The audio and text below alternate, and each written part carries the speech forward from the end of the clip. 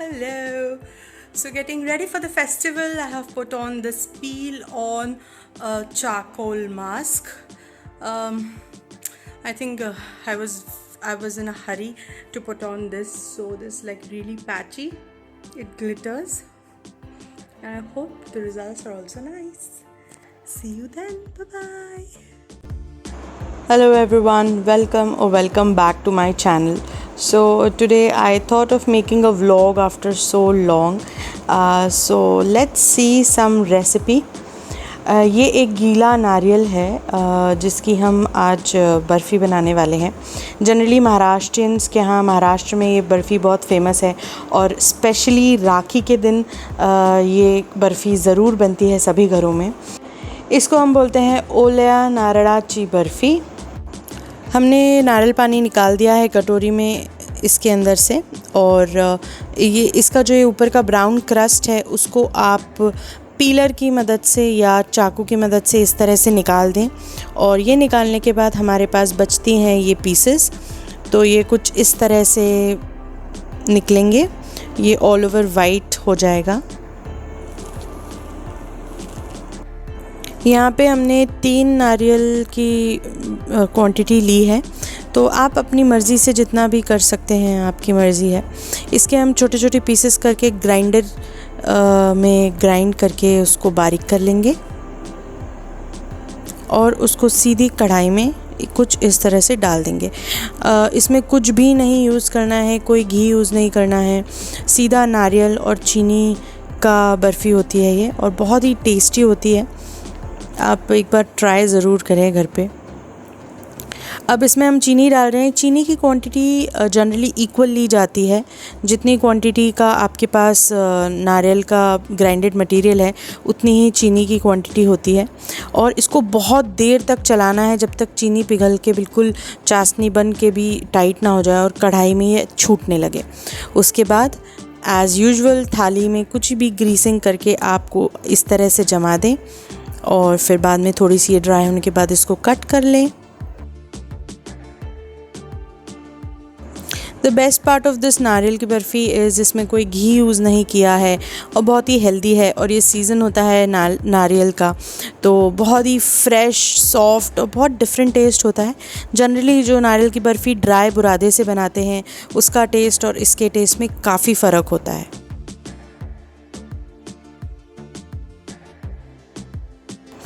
और इसको इस तरह से बादाम लगा के भी सजा के आप रेडी कर सकते हैं. और ये हमारी नारियल की बर्फ़ी रेडी है, और इसको जमने दें. और फिर ड्राई होने के बाद ये कुछ इस तरह से दिखेगी. बहुत ही इजी है. इसमें सिर्फ 2 ही इंग्रेडिएंट्स हैं, नारियल एंड चीनी. That's it. Let's try this out.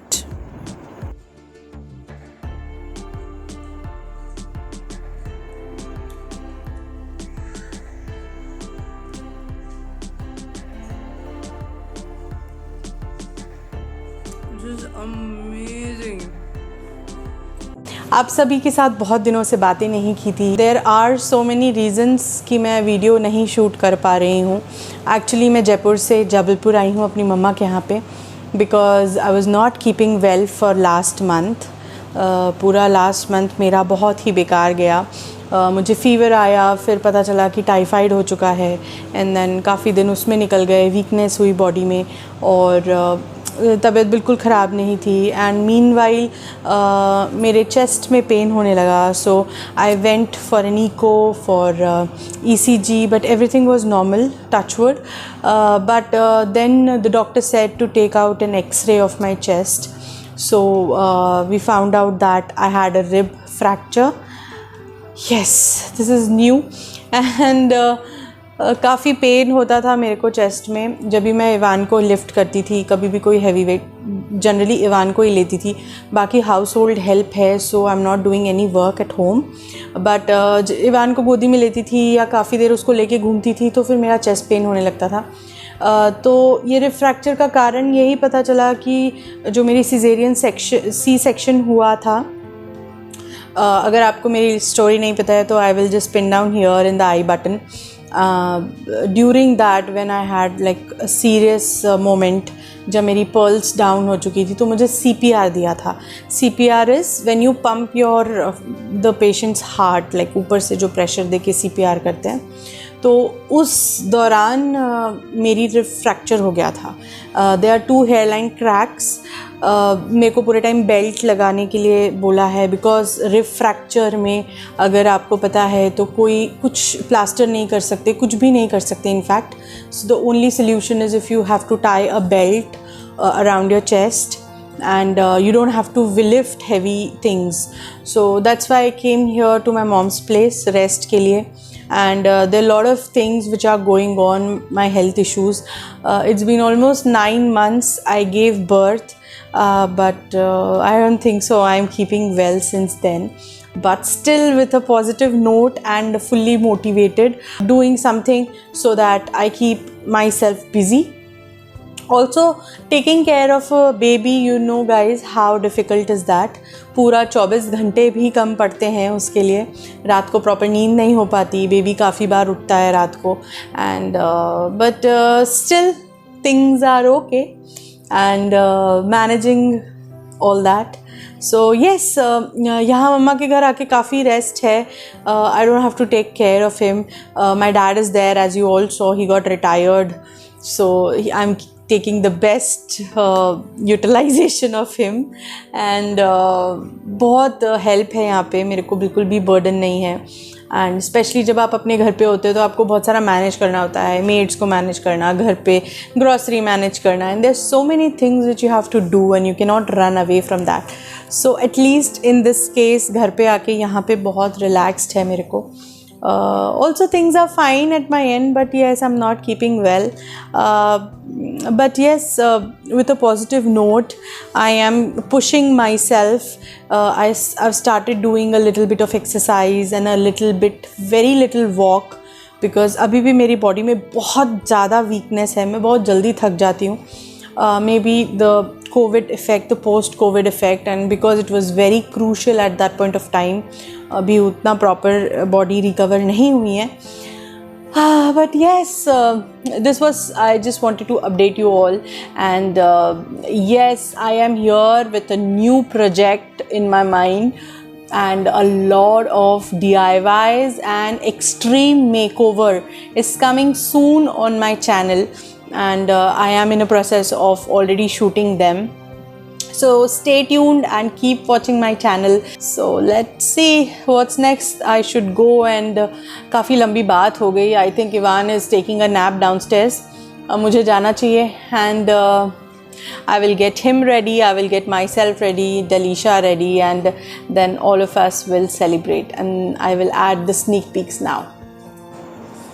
As this is the first Raksha Bandhan for Ivan and Delisha, we got this cute see Rakhi for him. Ivan is 9 months old now, and he's getting very naughty these days. Whenever he comes close to Delisha, he just wants her specs. तो बस पूरे time उसके specs पे झपट्टा मारता रहता है बेचारी. I think this is what siblings are for. I think the naughtiness, the love, and this totally describes love between a brother and sister. So every Rakhi is not as perfect as shown on Facebook or Instagram. ये first episode था जब हम try कर रहे थे कि Ivan को राखी बांधे, but he was so cranky, maybe he was very sleepy. So हमने उसको सुला दिया, एंड देन फिर डेलिशा वांटेड कि मेरे को सब राखी बांधे. सो वन बाय वन हम सभी ने उसको राखी बांधी, and she had a great time. Yes, Ivan is up now and he is fresh. So ये ऑलमोस्ट शाम हो चुकी थी, and Delisha was just waiting कि वो उसको राखी बांधे. But yes, now he's in a good mood, so we tried. Delisha को टीका लगाना सिखाते सिखाते इवान का पूरा माथा रेड हो गया था. And see this naughty one, he doesn't want to do anything, he just wants to play with everything. Looking at all this, it reminded me of my childhood when we used to celebrate Rakhi together. I have a younger brother who is not in India right now, and but whenever he comes, we'll definitely celebrate this festival together. I think when we grow up, the distance doesn't matter because we are so close by heart that I'm just a call away, and whenever I'm alone, I just give him a call, and this bond really is special.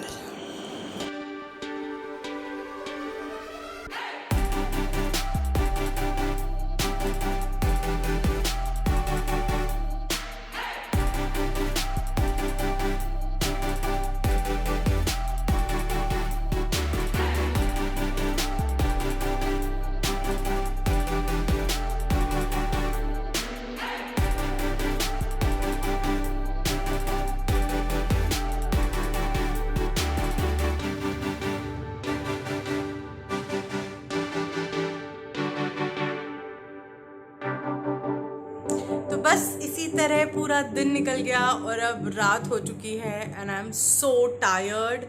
मैं आपको बता नहीं सकती मैं कितनी थकी हुई हूँ इस टाइम पे, और मेरे चेहरे से भी लग रहा होगा कि कितनी थकी हुई हूँ. बस अब मैं सोने जा रही हूँ. इवान का भी डिनर हो चुका है, उसको मैं सुला चुकी हूँ. And it was a great day today. बहुत दिनों बाद कोई फेस्टिवल सेलिब्रेट किया बिकॉज ऑफ कोविड. बहुत सारे पिछले सेलिब्रेशंस नहीं हो पाए थे, तो आज का दिन बहुत अच्छा गया. और because it was a special Rakhi for Ivan and Delisha, it was there first Rakhi. Yes, my next video is coming soon. I am trying to make a DIY video which is very useful, and so stay tuned, keep watching my channel.